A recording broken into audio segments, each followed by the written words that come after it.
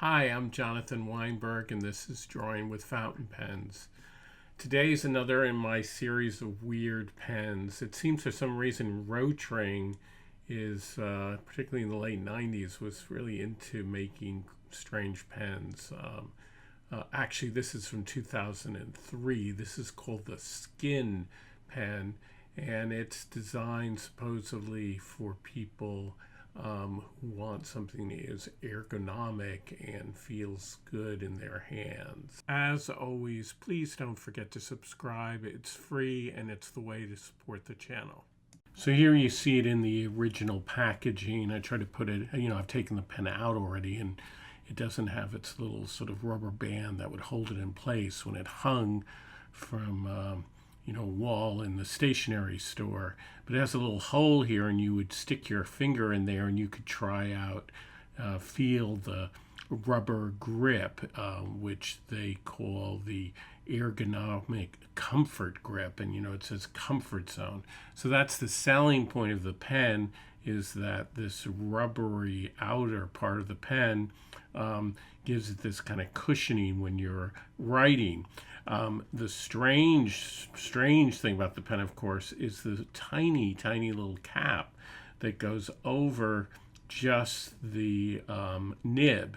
The part of the pen here that is so bulbous. I'm taking this thing off.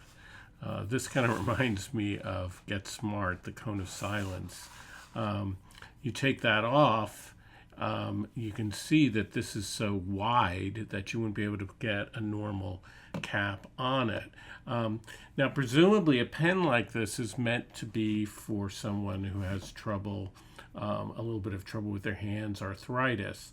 But one of the weird things about the pen, or problems with the pen, is that once you put this cap on, it's very hard to get it off. I mean, you really have to pull on it.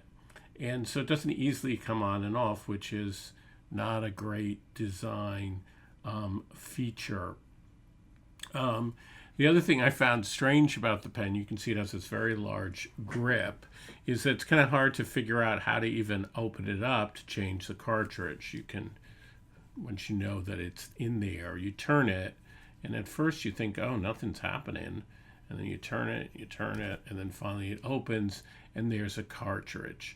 Now, there's plenty of room in here for a international style converter, so you could theoretically use this pen with the converter.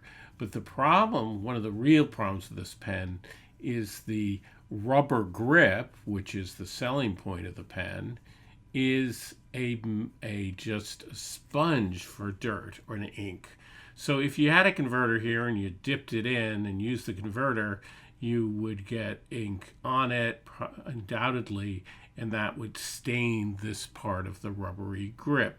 Even without a converter, just a regular pen, and I've only used it a few times, I've gotten a little bit of ink on this, and I've had a really hard time trying to clean it to get that off. And I've noticed, some reviews online and some old versions of the pen, used versions of the pen, and they always look kind of dirty in this area. So that's a problem. It is, though, I have to say, when you hold on to the pen, it is kind of rubbery and soft, and it feels nice, for some people. Some people feel this kind of material or anything like it is kind of slimy, and weird. And so some people are going to find that it is too skin-like, which is the name of the pen, but spelled oddly. And that's going to be kind of creepy for them. The clip, which has a kind of futuristic look, and it's kind of nice, interesting, is actually very tight and hard to use. Again, the bulbousness of the pen would make it very kind of weird, I think, to put this in your pocket anyway, to use the clip. So this is a very strange pen in terms of how it's designed, I think. When you look at the cap, it has this strange sort of motif. And then all over the pen it says ECG, which stands for that ergonomic comfort grip. It says that in kind of relief lettering on the rubbery part. It says that on the top of the strange little tiny little cap. The cap does post on the back, which is good because it's very easy to lose it. So that's something, and it's not so hard to get it on and off. But as I say, when it's on the front, it's very hard to get it off in terms of snapping. You see the word skin here. This part of the pen is a harder plastic. So the rubbery soft part is in the front, and then it moves on to this harder plastic. It's interesting to me that Rotring at this time is doing not just this pen, but their very, very other pen, which I've had in the weird series, the Core pen. They really seemed to be trying to create pens that differentiate. In terms of weight, it's not a particularly heavy pen. It's 25 grams, and this is with the posted with the little cap on it. It's not hugely heavy. It's almost exactly the same length as the Metropolitan. It's about 5.25 inches. So, not a huge pen, but not such a small pen. It's interesting that around the same time, Rotring is creating its Core pen that I already have talked about in terms of fountain pens. And you begin to look at their lineup when you look at a pen like this and this and this, and you compare it to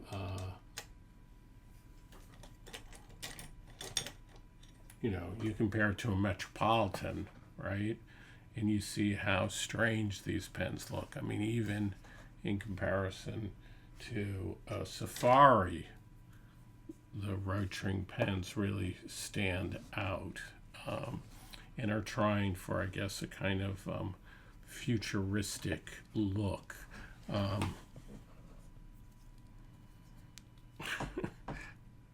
Again, I'm having how hard it is to get this thing open. It's really weird. The nib is a kind of almost, it's its own kind of nib that is made just for Rotring pens. It comes in what they call an XL or a SL, where XL is more of a medium. It writes okay. There's nothing really special about the way it writes. And you can see that it's sort of like a small version of the very unusual nib that is on the Core pen, and quite different from the more standard kind of nib that's on, let's say, the Metropolitan, and closer to the kind of nib that is on the Safari, right? And I think Rotring, as a German company that also is providing fountain pens to schools and everything, is always competing, or was always competing, with Lamy, I think, in terms of their designs. Lamy being very fashion forward and trying to get designers. Rotring, I think, is going after some of the same market, but I think in a more strange and desperate way. Interestingly enough, as probably some people realize, Pilot, and there's some other examples of this, have pens, the Dr. Grip series of pens, and they don't do a Dr. Grip fountain pen as far as I know, but this Dr. Grip pen has this kind of rubbery front, but it's not so bulbous and doesn't take up so much of the pen. This is a pencil there, mechanical pencil. This comes in a ballpoint, I think, in a roller ball, I think. Doesn't come as a fountain pen, at least as far as I know. If anybody knows about a Dr. Grip fountain pen, let me know. I think that's part of the issue would be that they may think that if somebody has arthritis, is having difficulty writing, that maybe a fountain pen and the problem with ink and staining, that just doesn't go with this kind of a system.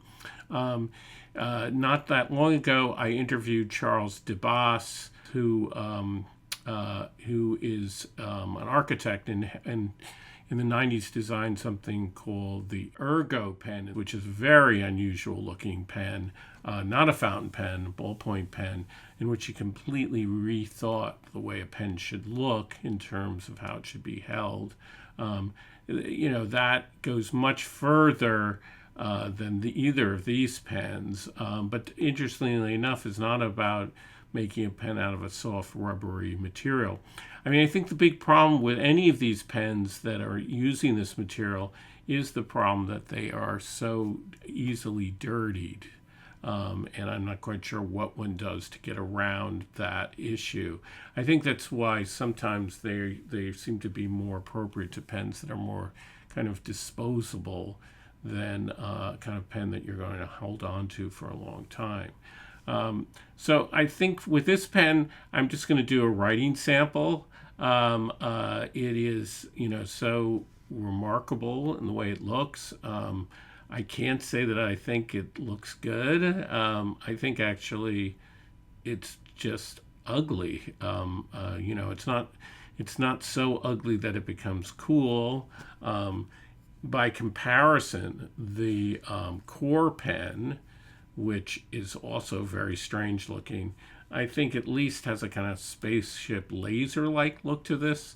This seems sort of neither here nor there, and I really think the cap is not a great solution. The way in which it's so hard to get on and off is a problem.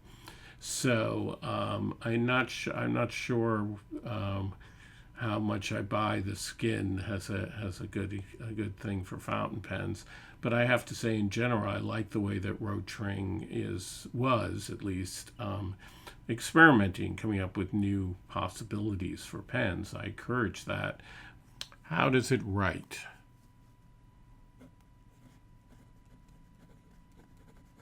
So it is an XL, or really a medium.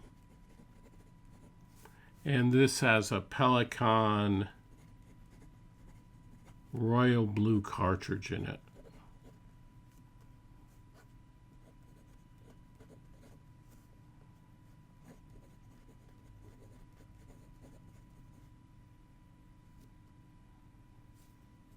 This is rodeo paper.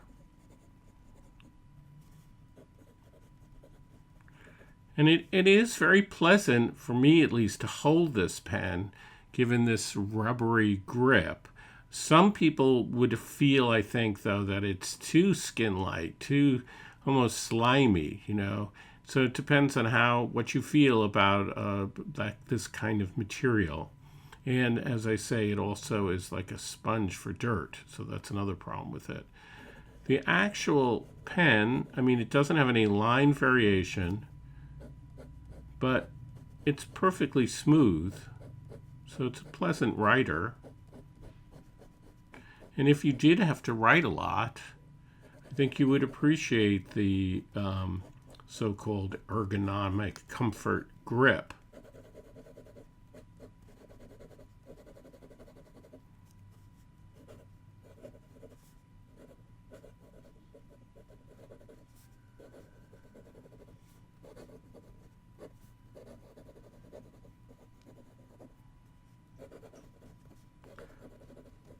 Pretty wet. So the other thing to say is this is not, I just noticed it's starting to skip a little bit. That sounds good. Definitely has a kind of sweet spot. The nib. Now it's writing again. I would say that this is definitely a pen that you would only use cartridges in it. And of course, it's not a pen that is still being made, although you can find them on eBay for well under $50. You can still sort of get them.